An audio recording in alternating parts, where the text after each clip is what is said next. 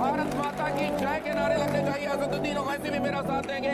भारत माता की, भारत माता की, भारत माता की।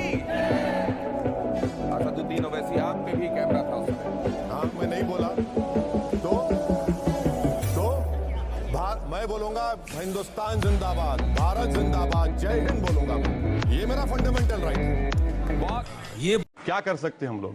थोड़ा सा कभी कभी झुक के भी बात कर लिया कीजिए। नहीं सर, झुकना मुझसे नहीं होता सर, झुकना नहीं होता। मैं सिर्फ अल्लाह के आगे झुकने वाला हूं। और अगर आप मेरा दिल जीत लेंगे, अगर आप मेरा दिल जीत लेंगे तो यकीनन मैं सब चीज कुर्बान करने तैयार हूं आप पे। आप झुकने की बात क्यों कर रहे हैं? मैं झुकेगा नहीं। चलने इस वाला मुल्क का मिजाज तो ये है कि वो शायद कहता है नहीं, मुल्क की बात नहीं कर रहा हूं मैं। मेरा झगड़ा मुल्क से नहीं है, मेरा झगड़ा रजत शर्मा से हो सकता है, मेरा झगड़ा नरेंद्र मोदी से हो सकता है। क्यों झगड़ा होगा? नहीं, मैं फट गई है उसकी। चलिए ओवैसी जी, बहुत स्वागत है आपका। सबसे पहले ये बताइए कि डर आपको एनपीआर से लग रहा है या फिर मोदी सरकार से लग रहा है? मैडम, मुझे सिर्फ अल्लाह से डर है। मुझे किसी इंसान से या किसी देश के प्रधानमंत्री से कभी डर था ना कभी रहेगा, क्योंकि इंसान से डरना ये गुनाह है और किसी इंसान को इंसान से डरने की जरूरत नहीं है। अल्हम्दुलिल्लाह। मैडम, कब तक आप लोग गवर्नमेंट को सपोर्ट करते रहेंगे? मत करिए ना, कभी सच्चाई को तो मान लीजिए। मैं भी अगर मुस्लिम समुदाय की आधी आबादी को न्याय मिला है, उनकी आवाज को देश की सर्वोच्च अदालत ने सुना है, तो सर जोश के साथ आपको स्वागत करना चाहिए इस बात का। मैं तो सिर्फ इतना कहना चाह रही हूँ। मैडम, मुझे आपसे जोश सीखने की जरूरत नहीं है। सर, मैं सिखा भी नहीं रही हूँ, मैं तो निवेदन कर रही हूँ ओवैसी साहब। मैं सिर्फ आपसे यही कह रहा हूँ। नहीं, मैं बिल्कुल मैं सीखने तैयार भी नहीं हूँ आपसे। ओवैसी साहब हर मुद्दे पर बेबाक आप राय रखते हैं, मोदी सरकार को घेरते हैं, सबके ऊपर कड़ी टिप्पणी करते हैं, लेकिन आज अगर खुशी का मौका है तो वो खुशी दिखनी भी तो चाहिए।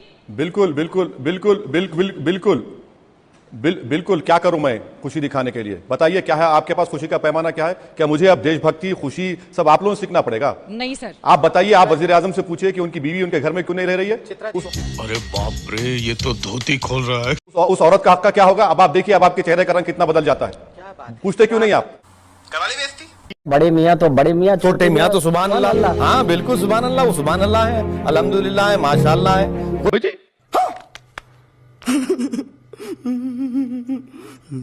मगर क्यों?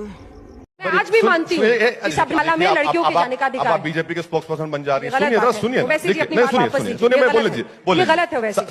साबरीमाला का जजमेंट सवाल पसंद है तो नहीं, मुझे आपके हर सवाल पसंद है, मुझे आप पसंद है।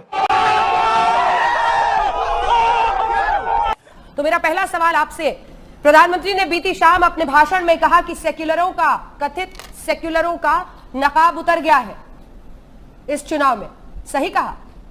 नहीं, शायद प्रधानमंत्री अपनी बात कर रहे थे, क्योंकि 300 से ज्यादा उनके मेंबर ऑफ पार्लियामेंट जीत कर आए, उसमें एक भी मुसलमान नहीं है। तो शायद वो अपने आप के लिए कह रहे थे कि अब हमारा सेकुलरिज्म का निखाब नहीं रहा और हम खुल के हिंदुत्व की आइडियोलॉजी को पिछले 5 साल से प्रमोट कर रहे थे, उसको करेंगे। उन्होंने और कब प्रधानमंत्री के इलेक्शन के पहना? भाषण आपको याद होंगे, वर्धा। ओवैसी जी, उन्होंने कब कहा कि हम सेक्युलर हैं? अच्छा, तो वो सेकुलर नहीं है। मैं समझ रहा था कि हिंदुस्तान के प्रधानमंत्री हैं, हिंदुस्तान के संविधान पर उन्होंने ओथ लिया है जिसमें लफ्ज सेकुलर प्रियम्बल में लिखा हुआ है। अगर वो नहीं मानते तो बहुत अच्छा है। आप आज इंकशाफ हो रहा है, आपकी बात से मालूम हो रहा है कि प्रधानमंत्री कभी सेकुलर थे ना कभी रहेंगे। मैं बहुत अच्छा है। भारत माँ तो सभी के लिए, उसकी जय बोलने में हर्ष क्या है? उसके लिए आपको कानून चाहिए। घर में अपनी माता को भी तो प्रणाम करते हैं सब। हाँ, जरूर मैं अपनी माँ को उनके पैर पड़ता हूँ, अपनी माँ से दुआ लेता हूँ, और मुझे सिखाया गया है कि मेरी माँ के पैर के नीचे जन्नत है। मैं अपने मुल्क की पूजा नहीं करता, मैं अल्लाह की पूजा करता हूँ, और इसमें कोई मेरा मुल्क से वफादारी या मोहब्बत कम नहीं होती। आप कानून बना दीजिए कि हर हिंदुस्तानी को नारा कहना पड़ेगा, तो जब देख लेंगे। जब तक आप कानून नहीं बनाएंगे, और मगर मैं नहीं बोलूंगा, आप कहने में बिना कानून के नहीं बोलूंगा, चाहे जिसने जो करना है वो कर ले। बिल्कुल। आप मेरा सवाल पर आता हूं। आपके साथी, संसद में आपके साथी योगी आदित्यनाथ उत्तर प्रदेश के नए मुख्यमंत्री बने हैं। भगवाधारी उत्तर प्रदेश का नया मुख्यमंत्री बना है। आप खुश हैं? नहीं। लेकिन आप खुश नहीं है, इसका मतलब योगी आदित्यनाथ के बनने से? मैं खुश हूं या नहीं खुश हूं, और आप तो बहुत खुश हैं, मुझे यकीन है कि आपने लड्डू खाए होंगे। आपको मुबारकबाद देता हूं। आप जिस तरह से सवाल कर रहे हैं, नहीं आप, मैं यकीनन आप बहुत खुश हुए होंगे, आप मिठाई खाए होंगे, बहुत मुबारक है, आपकी जमहूरियत है, आप लोकतंत्र नहीं बिल्कुल आप मिठाई आप खानी चाहिए जनाब, आपको भी लड्डू खाने चाहिए। जब वोट पड़ता है तो हम सबके लिए ऊपर होता है, वो सिर्फ मेरे लिए नहीं होता और आपके लिए नहीं होता। चुप कर बे कुत्ते। ठीक है, अब आप एक से भले दो हो गए हैं, लेकिन उसके बावजूद असदुद्दीन ओवैसी नाराज हैं, गुस्से में चल रहे हैं। क्यों? आपको तो लोगों ने एक से दो कर दिया है, फिर क्यों आपको लगता है कि लोगों के दिमाग को हैक कर दिया गया, रिग कर दिया गया? नहीं, आपको क्यों लग रहा है मैं नाराज हूं? मैं तो कोई टॉनिक पीकर नहीं आया हूं, खुश हूं मैं तो।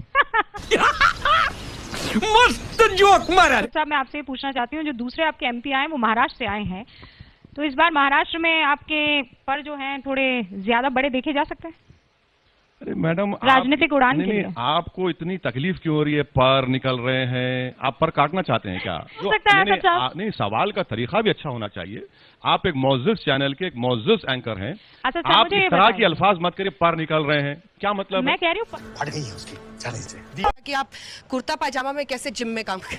अब क्या करेंगे इन लोगों को? हम कह रहे हैं कि भैया आप आ जाइए, एक्सरसाइज करना है तो आपको कपड़े क्यों पहनना है? अब मैं तो मोदी जी की तरह, मेरे पास इतना बड़ा लॉन नहीं है कि मैं पत्थर पे कर लेट जाऊं।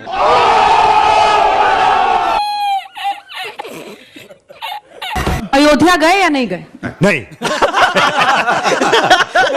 हम तो 2000 मेरे ख्याल से हम 12 या 13 में हम बाई इलेक्शन लड़े थे, 16 में बाई इलेक्शन लड़े थे वहां पर। हाँ, आपके जहन में कुछ और है, बता दीजिए, जबान पे ला ही लीजिए। समझ रहे हो? समझ रहे हो? समझ रहे हो ना? राम मंदिर बन रहा है सुप्रीम कोर्ट के फैसले के बाद। अच्छा, हाँ। What? तो कई लोग पहुंच रहे हैं, पर्यटक पहुंचेंगे। अच्छा, ओवैसी साहब जाएंगे कि नहीं दर्शन करने? देख नहीं।